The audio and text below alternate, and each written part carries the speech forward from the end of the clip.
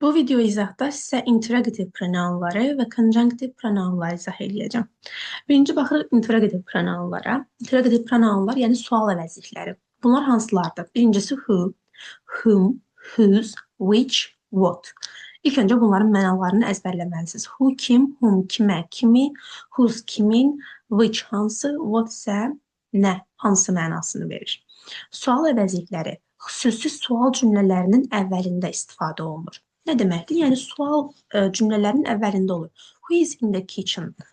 Yəni mətbəxdəki kimdir mənasına gəlir. Whom are you waiting for? Sən kimi gözləyirsən? Whose pen is this? Bu kimin qələmidir və s. Gəlin bir-bir ayrı-ayrı hamısına baxaq. Birinci baxaq who əvəzliyinə. Who sual əvəzliyi canlılara verilən bir sualdır. Mübtədanın sualı olduqda xəbər üçüncü şəxsin təkində olur və do, does, did köməkçi feillərindən istifadə olunmur. Gəlin bunu cümlələrlə izah eləyək. They work at school, yəni onlar məktəbdə işləyirlər. İndi buna sual verək. Kim məktəbdə işləyir? Bu zaman belə deyirik. Who works at school? Görürsünüz, mübtədanın əvəz elədi. Kim? Who? Sonra xəbər üçüncü şəxsin təkində oldu, yəni feilə s artırıldı. Who works at school? Kim məktəbdə işləyir? Cavab veririk. They work at school. Onlar məktəbdə işləyir. Ancaq who does works at school artıq olmaz. Çünki biz mübtədaya verilən sualda do, does, diddən istifadə etmirik. Pronoy xəbərin özü gəlir. Artıq köməkçi feil bizə ehtiyac deyil. Who'nun xəbəri o zaman cəm ola bilər ki, xəbər ismi xəbər olsun. İsmi xəbər nə deməkdir? Yəni to be, am, is, was, were, shall be, will be. Əgər desəm ki, Leyla is my group mate. Leyla mənim qrup yoldaşımdır. Bu zaman deyirəm, who is your group mate? Sənin qrup yoldaşın kimdir? Görürsünüz, Leyla kim? Who veririk. Xəbər də, ismi xəbər də is olur. Çünki Leyla'ya sualı verirəm. Leyla təkdədir. Xəbərimiz də izlə verirəm. İzlə verirəm. Amma desəm ki, Samira and Nurana are my group mates. Samira və Nurana mənim qrup yoldaşlarımdır. Kimdir sənin qrup yoldaşların? Artıq cəmlikdir deyə, Samira və Nuranadır deyə birdən artıq şəxsdir. Ona görə xəbərimizi, ismi xəbərimizi arla veririk. Necə oldu? Əgər ismi xəbər deyilsə, xəbər həmişə üçüncü şəxsin təkində olur, works olur. Ancaq ismi xəbərdirsə, yəni to be-dirsə, bu zaman şəxsə əsasən veririk. Şəxs bir nəfərdirsə iz veririk, birdən artıq şəxsdirsə ar veririk. Sonra keçirik vota. Cansız varlıqlara verilən suallardır. Lakin insanların sənətini, peşəsini, vəzifəsini soruşarkən də istifadə olunur. Nə deməkdir o?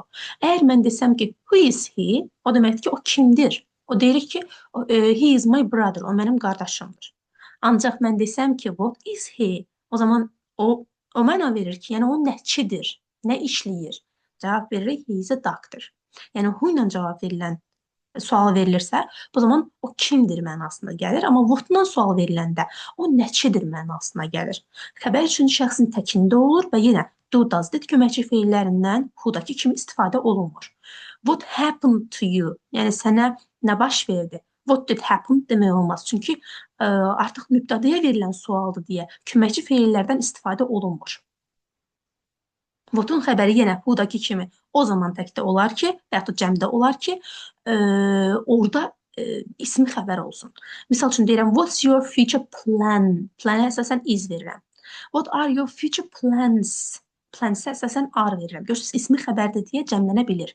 Amma ismi xəbər olmasa, hərəkət olsa orada, bu zaman ora mən ancaq üçüncü şəxsin təkini verə bilərəm. İndiki zamanda. Təbii ki, keçmiş zamanda keçmişə çevrilir. Misal üçün, burada happened oldu.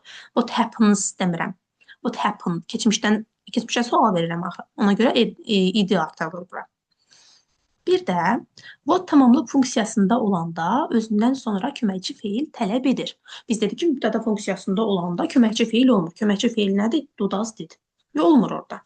Mübtəda funksiyasında olanda, ancaq tamamlıq funksiyasında olanda köməkçi feil tələb edir. Deyirik ki, what did you buy yesterday? Siz dünən nə aldınız? Yəni, nəyi aldınız? Nəyi aldınız? Görürsünüz, burada artıq diddən sonra mübtədanın özü gəlib onsuzda. Deməli, mübtəda varsa, what burada tamamlığın sualıdır. Tamamlığın sualı olanda, bəli, köməkçi feildən istifadə olunur. Təyin funksiyasında olanda hansı, necə kimi tərcümə olunur?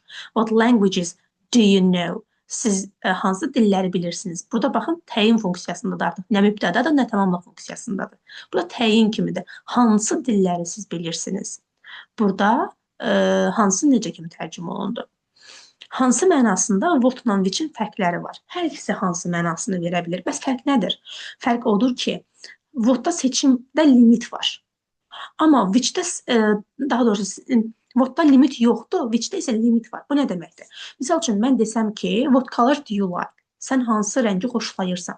Seçimdə limit yoxdur. Milyonlarla rəng var, içindən birini seçərsən, deməli nə veririk? What veririk. Which məhdud sayda olan seçim arasında deməkdir. Misal üçün deyirik ki, which color do you like? Sonra seçim verirəm ona. Brown, green or yellow. Bu üçündən birini seç. Bu zaman nə istifadə olunur? Which-dən istifadə olunur. Ən çox 4 seçim olur orada. Which verməyimiz üçün. Sonra whom-a baxırıq. Whom-un mənası kimi, kimə deməkdir. Whom əvəzliyin obyekt formasının sualıdır. Yəni me, you, him, her, it, us, you, zəmə verilən sualdır. Tamamlığa sual verir. Söz önləri ilə birləşərək ismi müxtəlif hallarına keçə bilir. Belə yadda saxlayın. Axı obyekt əvəzliyi özü də söz öndən sonra gəlirdi, feildən sonra gəlirdi. Deməli, whom özü də söz önü ilə işlənə bilər də, söz öndən sonra gələ bilər. Onun sualı da söz öndən sonra gələ bilər. Yəni söz önü plus whom doğrudur. Lakin who-dan sonra söz önü gəlir cümlənin sonunda. For whom, who for-a bərabərdir. Daha doğrusu from whom, who from-a bərabərdir. Who from-a bərabərdir. Yəni who-dan sonra ondan əvvəl sözünü gələ bilməz deyə biz sözünü cümlənin axırına veririk. Ancaq whom-dan əvvəl sözünü gəlir deyə from whom deyirik. For whom, who for-a bərabərdir. With whom, who with-a bərabərdir. Və yaxud da about whom, who about-a bərabərdir. Bunları əzbərləmək lazımdır. Sonra baxırıq whose-a. Whose nəyin sualıdır? Whose yəlik halın sualıdır. Yəlik hal necə ki, isimlə işlənirsə, whose da isimlə işlənir. Kimin deməkdir? Misal üçün, my yəlik halın aslı forması, düzdürmü? Bu my'ın sualıdır. My mənim deməkdirsə, isimlə işlənirsə, deməli, whose kimin də isimlə işlənəcək. Whose isimlə işlənməlidir. İki isim arasında həmişə whose'dan istifadə edirik. Which-ə baxaq. Which hansı deməkdir? Of-la istifadə oluna bilər which. Həm cansızlara verilən sualdır, həm də canlılara verilən sualdır. Misal üçün deyirəm ki, which book did you buy? Sən hansı kitabı aldın? Və yaxud da deyirəm, which people live here? Hansı insanlar burada yaşayır? Yəni, həm canlılara, həm cansızlara sual əvəzliyi kimi verilə bilər. Yəni, isimdən əvvəl gələndə həm canlılara, həm cansızlara aid ola bilir. Of-la birləşə bilər. Bu zaman təyin edicilər gəlir, cəm isim, amma tək xəbər gəlir. Bunu əzbərləmək lazımdır. Sonra which sözönlərlə, yəni törəmələrlə, daha doğrusu sözönlərlə istifadə oluna bilər. Necə? In which, by which, through which. Bu zaman o və-yə bərabərdir.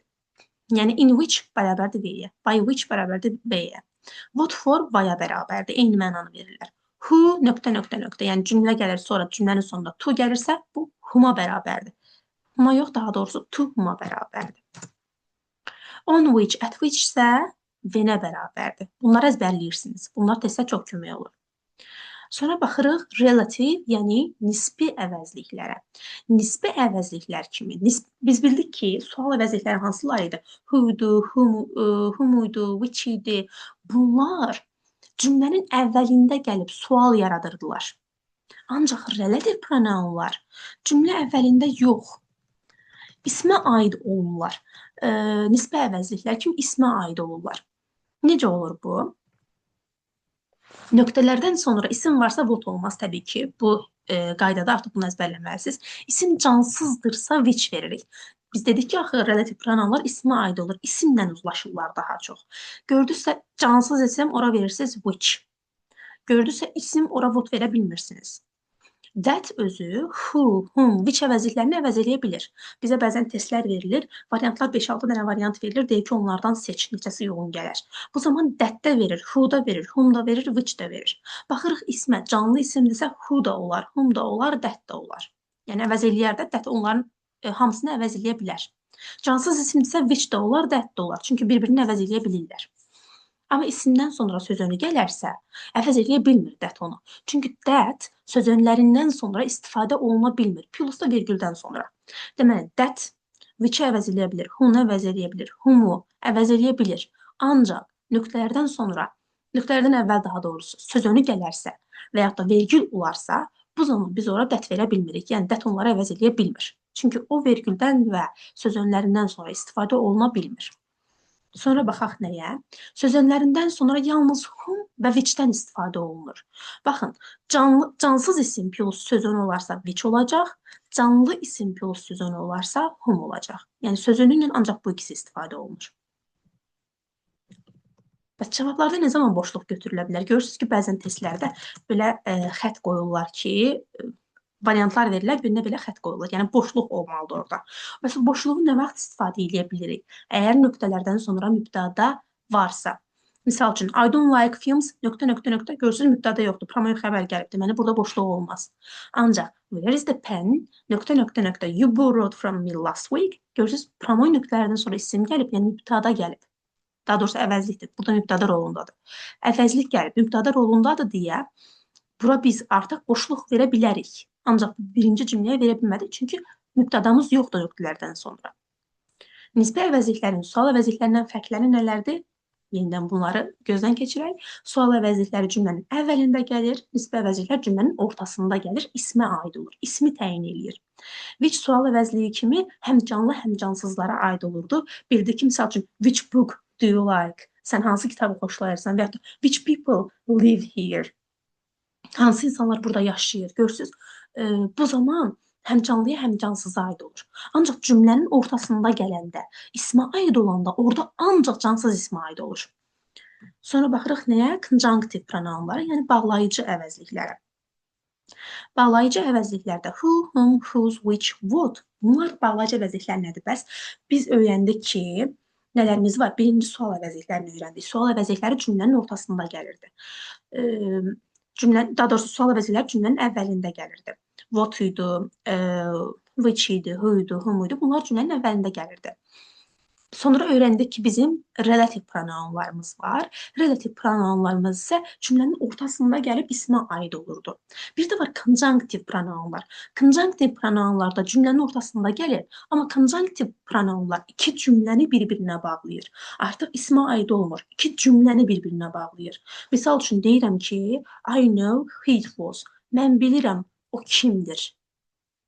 Bu zaman necə olur? Görürsünüz, mən bilirəm nəyi. Artıq buradan who-dan sonra gələn bütöv bir hissə cümlənin tamamlığı olur. I know who it was. Mən bilirəm o kimdir. Who-dan sonra gələn hissə cümlənin bütöv tamamlığı oldu. Və yaxud da I can't remember what he said. Mən xatırlamıram nəyi. What he said promoy bütöv cümlənin tamamlığı olur. Nəyi? What he said. Onun nə dediyini. Və yaxud da I wonder which book is the most interesting. Mənə maraqlıdır. Hansı kitab daha maraqlıdır? Ən maraqlıdır. Bu zaman nə olur? Which-dən sonra gələn hissə bütöv cümlənin tamamlığı olur. Görürsünüz, iki cümləni sanki bir-birinə bağlayır. Bütöv cümlənin tamamlığı olurlar. Bütöv cümləni təşkil edirlər özləri. Bu bağlayıcı əvəzliklərdir. Bağlayıcı əvəzliklər hansılardır? Who, whom, whose, which, what. Bunları da əzbərləyirsiniz.